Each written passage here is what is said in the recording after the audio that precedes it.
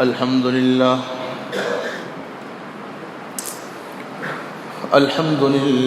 وحده والصلاة والسلام على من لا نبي بعده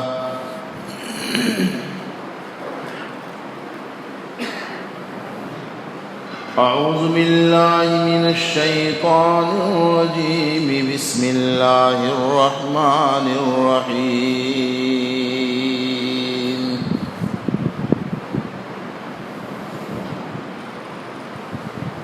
وما أكثر الناس ولو حرصت بمؤمنين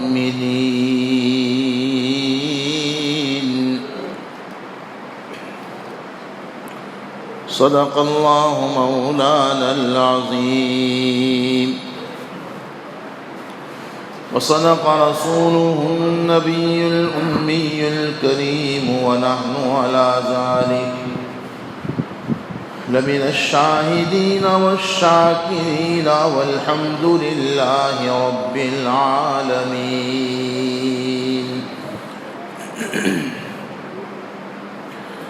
اللہ کے رسول صلی اللہ علیہ وسلم کی فکر اپنی امت سے متعلق کیا تھی؟ الحمدللہ یہ مضمون کئی جمعوں سے آپ سن رہے ہیں۔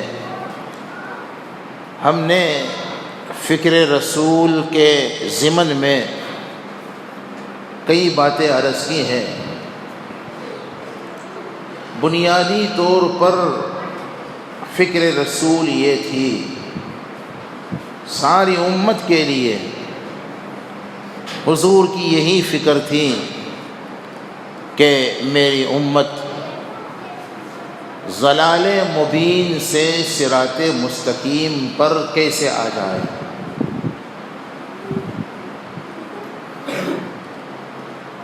اور یہ امت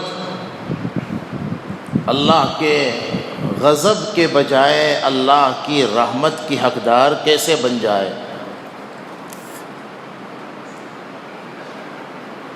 اسی ضمن میں ہم نے وہ آیت مبارکہ پیش کی تھی جس میں فکر رسول کو مختلف انداز میں بیان کیا۔ لقد جاءکم رسول من انفسکم عزیز علیہ ما عنتم۔ یہاں حضور کی فکر کو یوں بیان کیا کہ تمہاری مضرت ان کے لیے بہت شاق گزرتی ہے۔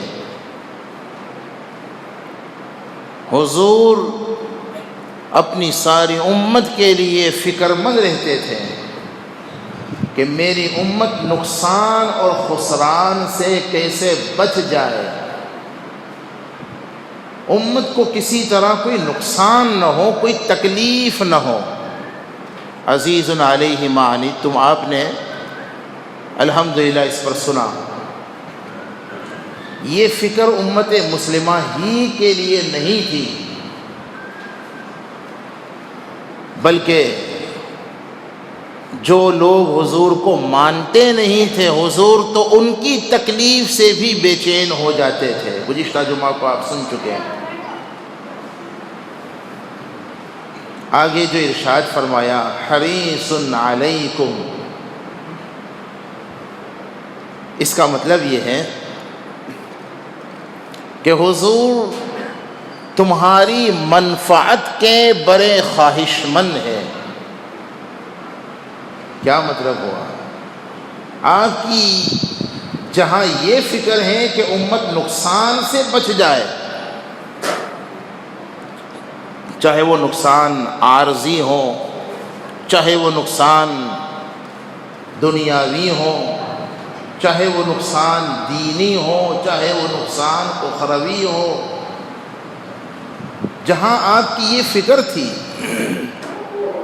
حریص علیکم میں حضور کی فکر کو دوسرا عنوان دے کر یوں بیان کیا، آپ کی یہ بھی فکر تھی کہ صرف امت نقصان سے بچے ہی نہیں، بلکہ امت نفع حاصل کر لے، امت کو کیسے منفعت مل جائے، اور حقیقی نفع، ہم سب کا اسی میں ہے کہ ہم ایمان لے آئے، ایمان کے تقاضوں کے مطابق زندگی گزارنے والے بن جائے۔ اسی لیے امت کی منفعت کے پیش نظر حضور ہر وقت اس بات کے خواہش مند رہتے تھے، حریص رہتے تھے، حرص حضور کو ہر وقت یہ حرص ہوتی تھی کہ یہ نہ ماننے والے بھی کیسے ماننے والے بن جائے، یہ بے ایمان کیسے ایمان والے بن جائے۔ دیکھو یہ فکر رسول یہ ہے، اپنے نفع کی پرواہ نہیں، دوسروں کا نفع کیسے ہو جائے، یہ فکر رسول آج امت میں پیدا کرنے کی ضرورت ہے۔ آج معاملہ بالکل برعکس ہے۔ دیکھو یہ الیکشن کا موقع ہے، ملک جائے باہر میں، سمجھے نا، ظالم حکومت آئے تو بولو ارے بہت غور سے سنیے بھائی، بہت توجہ سے سنیے، ہم اپنے اسی مضمون میں انشاءاللہ الیکشن سے متعلق کچھ باتیں لیں گے، بہت غور سے۔ خود غرض جو لوگ ہیں ان کو تو اپنے نفع سے مطلب ہے، ایمان رہے نہ رہے کیا مطلب، ظالم حکومت آئے جائے کوئی مطلب نہیں ہے، معمولی نفع کے خاطر لوگ بک جاتے ہیں۔ ہوتا ہے کہ نہیں ہوتا؟ ہمارا مزاج نہیں ہے اس قسم کی باتوں کو تفصیل سے بیان کریں، لیکن اس کو تفصیل سے بیان کرنے کی ضرورت بھی کہاں ہے۔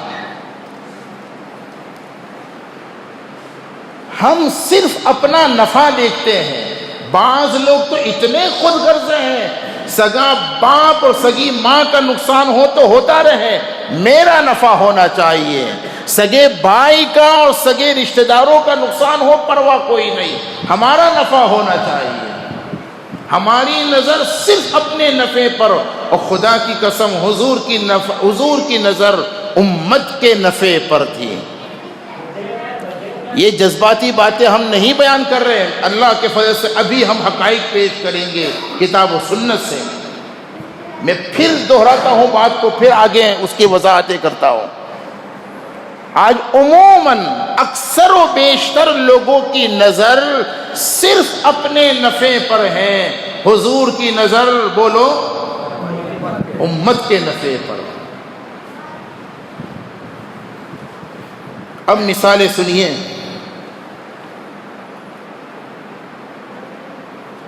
جب شروع میں حضرت حمزہ رضی اللہ تعالی عنہ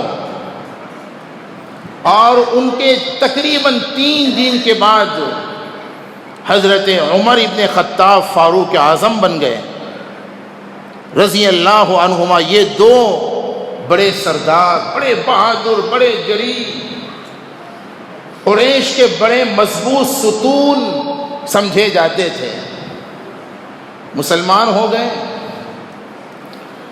اب ان کو فکر ہونے لگی، آئے دن مسلمانوں کی تعداد یوں ہی بڑھ رہی تھی، اور پھر یہ بڑے لوگ مسلمان ہو گئے، یہ 2 بڑی طاقتیں ان کی ٹوٹ چکی گویا کچھ مشرکین مکہ کی۔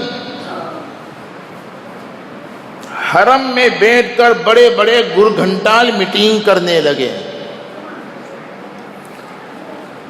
اسی میں عتبہ ابن ربیعہ رؤسائے قریش میں سے ایک بڑا رئیس اور بڑا سردار تھا، مشرکین مکہ کا بڑا سمجھدار سمجھا جانے والا سردار۔ اس نے اپنی میٹنگ میں کہا کہ اگر تم سارے سردار مل کر کے مجھے اجازت دو تو میں جا کر ابھی محمد سے بات کرتا ہوں، اب تو بات چیت سے ہی مسئلہ حل ہو سکتا ہے، مار مروڑ کر دبا دھمکا کر کے ان کو ہم پلٹا بولو۔ اسلام کی فطرت میں قدرت نے لچک رکھی ہے مسلمانوں، یہ سچی حقیقت ہے۔ مایوس ہونے کی میں بار بار کہتا ہوں ضرورت ہرگز نہیں ہے۔ اس وقت بھی ہمیں تو نہ مٹا سکے جب ہم 313 سے بھی کم تھے مکہ میں۔ اسلام کی فطرت میں قدرت نے لچک رکھی ہے، اتنا ہی یہ ابھرے گا جتنا کہ دباؤں گے۔ یہ شعر شاعری تو رہا ہے، یہ حقیقت ہے۔ پڑھو اسلامی تاریخ کو،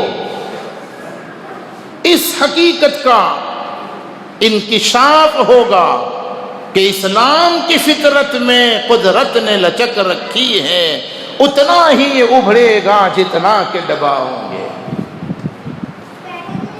انہوں نے بہت مارا تھا، مارا دھارا، جو کچھ کرنا تھا کیا، لیکن اسلام تو بڑھتا ہی گیا۔ اب آپس میں میٹنگ کرتے ہوئے کہنے لگے کہ ان کو یوں تو نہیں مٹایا جا سکتا، ہاں ہم کوشش کریں ان کو کسی طرح خرید لیا جائے۔ آج ہمیں بھی خریدنے کے لیے لوگ نکلتے ہیں، خود غرض لوگ۔ ہاں، اپنے ووٹ کو مت بیچو، بہت سوچ سمجھ کر، دو دھاری تلوار ہے یہ ووٹ۔ بہت اچھی طرح سے یہ بات سنو، بہت اچھی طرح سے سمجھو، لوگوں کو بتلاؤ۔ کیا کہا ہم نے؟ ووٹ، ارے بولو، سب بولو، دو دھاری تلوار ہے، یہاں سے بھی کاٹے گی اور نیچے سے بھی اور اوپر سے بھی۔ اگر صحیح جگہ ہم نے اپنے ووٹ کا اتفاق کے ساتھ سوچ سمجھ کر کے اپنے اور اپنے بچوں اور نسلوں اور اپنے ملک اور ملت کا مستقبل اور فیوچر سامنے رکھتے ہوئے پورے پلاننگ کے ساتھ، جتنے بھی گنڈے ہیں ان میں جو سب سے کم گنڈا ہے، کیا کہا؟ جتنے گنڈے ہیں ان میں جو سب سے کم گنڈا ہے، اللہ ماشاءاللہ آج تو یہی حال ہے نا، کیچڑ ہی کیچڑ ہے۔ ان میں ایسا بندہ جس کا نقصان کم ہے، ورنہ اسلام اور مسلمانوں کے ہمدرد ہیں کہاں، اور جو ہیں تو ہماری قوم اسے مانتی ہے۔ منافق کا لیبل اور نہ جانے کون کون لیبل اس پہ لگاتی ہے قوم۔ ہیرے میں سے کیڑے نکالنا تو ہمارا مزاج بنا ہوا ہے۔ ٹانگیں مت کھینچو، ایک دوسرے کا ہاتھ پکڑو، سہارا بنو، سوچ سمجھ کر کے فیصلہ کرو اور ووٹ دو، اپنی اس طاقت کا استعمال کرو۔ بہرحال خریدنے کے لیے نکلتے تھے، ان کے باپ دادا پہلے بھی حضور کو خریدنے کے لیے نکلے۔ عتبہ ابن ربیعہ نے میٹنگ میں کہا کہ تم مجھے اجازت دو اور مجھے اختیار دو، اگر تو میں یہ محمد سے جا کر بات چیت کروں، شاید بات چیت سے مسئلہ حل ہو جائے، میں تمہاری طرف سے نمائندہ بن کر کچھ پیشکش کروں۔ انہوں نے کہا کہ ہماری اجازت ہے۔ اب یہ سارے سرداروں کی اجازت لے کر حضور حرم ہی میں نماز پڑھ رہے تھے، حضور کی خدمت میں آیا، 4 طرح کی پیشکش کی۔ دیکھو نفع، میں نے کہا نا آج اکثر خود غرضوں کی نظر اپنے نفع پر ہے، حضور کی نظر اپنے نفع پر نہیں۔ حریص علیکم، وہ تو تمہارے نفع کے حریص ہے، امت کے نفع پر نظر تھی حضور کی۔ بڑی بڑی آفریں ٹھکرا دی، یہ اسی کی ایک مثال۔ عتبہ ابن ربیعہ آ کر کہنے لگا، بھتیجے میں اپنی قوم کی طرف سے نمائندہ بن کر کے آیا ہوں اور تمہارے سامنے 4 آفریں لے کر آیا ہوں، 4 آفر مشہور ہیں۔ تفسیر ابن کثیر اور تقریباً تفسیر کی کوئی کتاب خالی نہیں۔ سورہ حامیم السجدہ کی ابتدائی آیات، اس کا جو شان نزول ہے وہ یہی ہے یہی واقعہ 24واں پارہ ہے اخیر میں. پہلی آفر یہ ہے کہ پیارے بھتیجے تم چاہتے کیا ہو اس دعوت والی محنت سے؟ یہ جو تم کہتے ہو نا قولوا لا الہ الا اللہ تفلحوا، تو تمہارا منشا کیا ہے؟ کیا اس حوالے سے تم ریاست اور سیاست اور سرداری سیادت چاہتے ہو، سرداری چاہتے ہو؟ تو وعدہ کرتا ہوں بلا کسی الیکشن کے ہم تمہارا سلیکشن کر رہے ہیں. کوئی الیکشن نہیں، الیکشن کے بغیر سلیکشن. اور خدا کی قسم یہ سیرت میں موجود ہے یہ واقعہ. ہم کسی اختلاف کے بغیر آپ کو اپنا سردار، اپنا رہبر، اپنا لیڈر، جو بھی نام دے دو، بنانے کو بولو تیار. یہ ہوا تھا حضور کے ساتھ. پہلا آفر، بھتیجے تم چاہتے کیا ہو؟ اس حوالے سے تم مال و دولت چاہتے ہو؟ اگر سیادت اور سرداری چاہتے ہو تو ہم تیار ہیں. مال و دولت اگر چاہتے ہو تاکہ تم بڑے مالدار بن جاؤ تو کائے کو یہ محنت کرنے کی ضرورت ہے؟ چھوڑ دو اسے. ہم تمہارے قدموں میں مالوں کا ڈھیر جمع کر دیتے ہیں، انبار جمع کر دیتے ہیں. یہ آفر کیا تھا کہ نہیں کیا تھا؟ حدیث میں ہے، سیرت میں یہ واقعہ موجود ہے. تیسرا آفر یہ کیا، شہرت چاہیے آدمی کو یا دولت چاہیے یا عورت چاہیے؟ آج کے جوانوں اور عیاشوں کو کیا چاہیے؟ عورت چاہیے. بھتیجے تمہارا منشا اگر اس محنت سے عورت ہے تو کہاں کہ 10 خوبصورت ترین خواتین کو تمہارے قدموں میں لا کر ہم نچھاور کرتے ہیں. کیا چاہتے ہو آپ کہو نا. شہرت چاہیے تیار ہے، دولت چاہیے تیار ہے، ہم عورت چاہیے ہم اس کے لیے بھی تیار ہیں. چوتھا آفر یہ کیا کہ کہیں آپ دماغی توازن تو نہیں کھو بیٹھے، کہیں سحر اور جادو جنات کا اثر ہو جس کی وجہ سے اس قسم کی آپ باتیں کرتے ہو تو ہم تمہارا پھر علاج کریں، اچھے سے اچھا علاج کرنے کے لیے بھی تیار ہے. یہ 4 قسم کے آفر کیے تھے. حدیث میں آتا ہے ہمارے آقا نے اس سردار کی بات کو سننے کے بعد، بھائی جو کچھ تمہیں کہنا تھا کہہ لیا؟ ہاں جی کہہ دیا. تم نے مجھے سنایا نا، اب تم میری سنو. خدا کی قسم اللہ کا قرآن ہو، سرکار مدینہ جناب محمد الرسول اللہ کی زبان ہو تو پھر کیا کہنا. ہمارے آقا کے قرآن کو سن کر کے پتھر موم بن گئے تھے.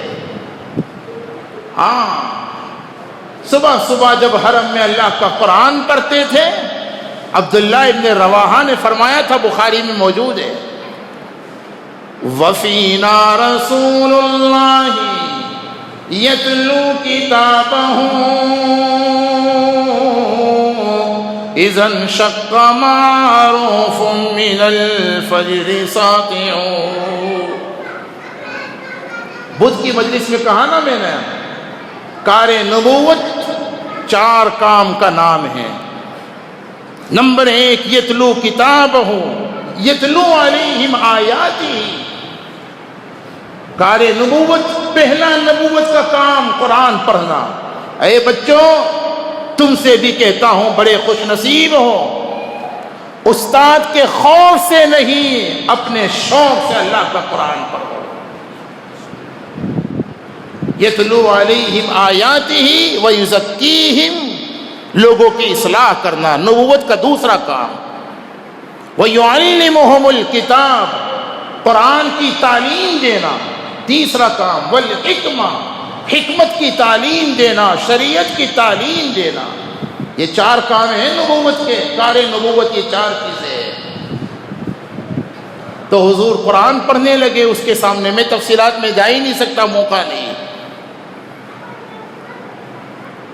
سورہ حامیم السجدہ کی شروع کی آیت فَإِنْ أَعْرَضُوا فَقُلْ أَنذَرْتُكُمْ صَاعِقَةً مِثْلَ صَاعِقَةِ عَادٍ وَثَمُودَ یہاں تک پڑھیں۔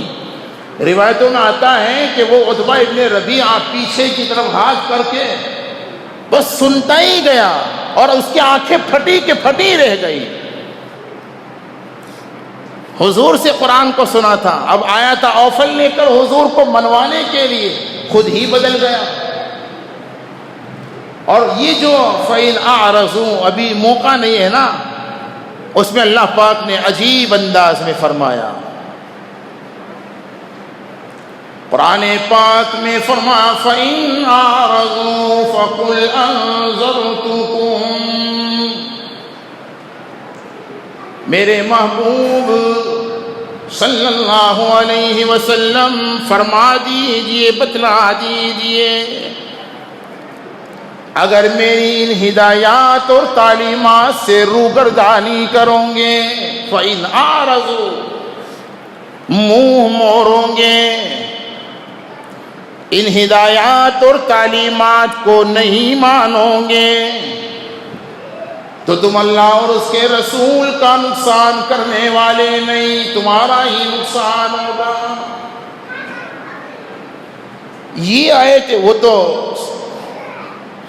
عربی کو جانتے تھے نا، صاحب اللسان تھے، فوراً اس نے حضور کے منہ پر ہاتھ رکھ دیا، بس کیجئے محمد، بس کیجئے، آگے سننے کی طاقت نہیں ہے۔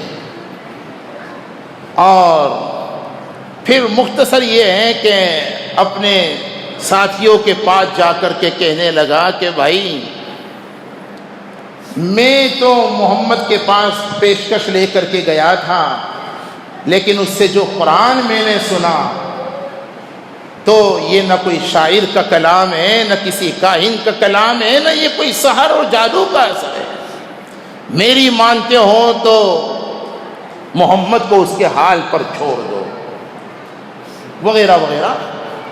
اور پھر ابو جہل وغیرہ نے کچھ تانے وانے بھی دیے اس کو۔ اس نے کہا کہ بھائی جو کہنا ہو کہو، میری رائے اب اس کے متعلق یہی ہے، اس کو چھیڑنا تو مناسب نہیں ہے، ہو سکے تو اس کی بات مان لو، ورنہ اس کی راہ میں رکاوٹ نہ ڈالو۔ خلاصہ اس کی بات کا یہ تھا۔ مجھے اس واقعے سے جو بتلانا ہے وہ کیا تھا؟ حریص علیکم، تمہارے منفعت کے بڑے حریص، ہماری نظر اپنے نفع پر، حضور کی نظر امت کے نفع پر۔ بھائیو یہ ہے نبوی مزاج، اس مزاج میں اپنے آپ کو ڈھالنے کی آج ضرورت ہے۔ اور بھی بہت سے واقعات ہیں، میں ایک بات کی طرف اشارہ کر کے وقت ہو گیا ہے، لیکن جو آیت کریمہ میں نے پڑھی تھی نا، وَمَا أَكْثَرُ النَّاسِ وَلَوْ حَرَصْتَ بِمُؤْمِنِينَ، پیارے تمہاری حرص، تمہاری چاہت، تمہاری خواہش تو یہی ہے کہ اکثر لوگ مسلمان ہو جائیں، مؤمن ہو جائیں، لیکن ایسا نہیں ہو سکتا۔ یہ آیت کریمہ پتہ ہے کب نازل ہوئی؟ جلدی سے سن لیں۔ قریشی اور یہودی، ان لوگوں نے سرکار دو عالم صلی اللہ علیہ وسلم سے سورہ حضرت یوسف اور ان کے برادران کے متعلق تحقیقات اور تفصیلات معلوم کی تھی۔ ان کا گمان یہ تھا کہ حضرت یوسف کون تھے، بھائیوں نے ان کے ساتھ کیا معاملہ کیا تھا، یہ وہ تفصیلات ہیں جو آسمانی کتاب میں تو ملتی ہیں، باقی اس کے علاوہ کسی کو کچھ معلوم ہے ہی نہیں، لہٰذا یہ جواب دے نہیں سکیں گے، اور جب جواب نہیں دے پائیں گے ہم پھر ان کو جھٹلائیں گے۔ حضرت یوسف اور ان کی تفسیرات سے متعلق جب سوال کیا تھا یہودیوں اور قریشیوں نے، اس پر حق تعالیٰ نے سورہ یوسف نازل فرمائی اور تفصیل کے ساتھ حضرت یوسف علیہ السلام کے واقعے کو نقل کیا۔ اس قسم کے واقعات اور بھی ہیں، میں ذرا سا اشارہ کرتا ہوں۔ چنانچہ اس موقع پر ہمارے آقا نے سورہ یوسف کو تفصیل سے پڑھ کر کے سنایا اور اس واقعے کو بتلایا۔ ہمارے آقا کو بڑی امید تھی کہ شاید یہ جواب صحیح جواب سن کر کے مسلمان ہو جائیں گے. آپ چاہتے یہی تھے، لیکن جب آپ نے انہیں سورہ یوسف کی تفصیلات بتلا دی، سورہ یوسف پر کر سنائے واقعے کی تفصیلات بتلائی، اور پھر بھی وہ لوگ ایمان نہیں لائے، ہمارے آقا رنجیدہ ہو گئے، تب اللہ نے تسلی کے لیے وَمَا أَكْثَرُ النَّاسِ وَلَوْ حَرَصْتَ بِمُؤْمِنِينَ. اور بھی ابو جہل وغیرہ نے ایک مرتبہ آ کر کے یہی فرمائشی معجزے مانگے تھے، وَلَوْ أَنَّ قُرْآنًا سُيِّرَتْ بِهِ الْجِبَالُ. یہ مکہ پہاڑوں سے گھرا ہوا ہے، تو آپ اگر سچے نبی ہیں اور اللہ سے آپ کا کنیکشن اور کانٹیکٹ ہے تو اللہ سے کہو یہ پہاڑ یہاں سے ہٹا دے. یہ جسے آپ کہہ رہے ہیں نا کہ سلیمان کے تابع اللہ نے ہواؤں کو کر دیا، تو اللہ سے کہو کہ ہمارے لیے بھی یہ پہاڑوں کو ہٹا کر کے پانی کے چشمے جاری کر دیں، اور ہمارے باپ دادا جو مر چکے ہیں انہیں پیدا کر دو تاکہ ہم ان سے باچے ہو. تمہارے متعلق پوچھے کہ یہ نبی برا کیا. ہمارے آقا اس امید پر کہ شاید یہ بعد میں ان فرمائشی معجزات کے پورا ہونے کے بعد مسلمان ہو جائے، اللہ سے درخواست کر دی، اے اللہ ان کی یہ فرمائشیں ہیں، یہ معجزات فلاں فلاں معجزے طلب کرتے ہیں، آپ یہ معجزات دکھلا دیجیے. دیکھو حرص کیا تھی، تاکہ یہ مسلمان ہو جائے. تب اللہ تعالیٰ نے وہ آیت کریمہ جس کا میں نے ابھی اشارہ کیا 13ویں پارے میں سورہ رعد کی آیت نازل فرمائی، اور اس میں ایک مضمون بیان کیا، اپنا ایک قانون بیان کیا کہ ہم فرمائشی معجزات کے پابند نہیں ہیں. اور اس موقع پر بھی ہمارے آقا چاہتے یہی تھے، امت کا نفع پیش نظر تھا. بہرحال سیرت میں ایسی بہت ساری مثالیں ملتی ہیں جس سے یہ واضح ہوتا ہے کہ ہمارے آقا کی نظر صرف اپنے نفع پر نہیں بلکہ ہر وقت امت کے نفع پر رہتی تھی. یہی مزاج ہمارا بھی ہونا چاہیے. انشاءاللہ آئندہ جمعہ میں بالمؤمنین رؤوف الرحیم، مسلمانوں کے لیے آپ کی فکر کیا تھی اس کو کچھ عرض کرنے کی کوشش کروں گا. اللہ تعالی ہم سب کو حقائق سمجھا دے، عمل کی توفیق عطا فرمائے. آمین. وآخر دعوانا الحمدللہ.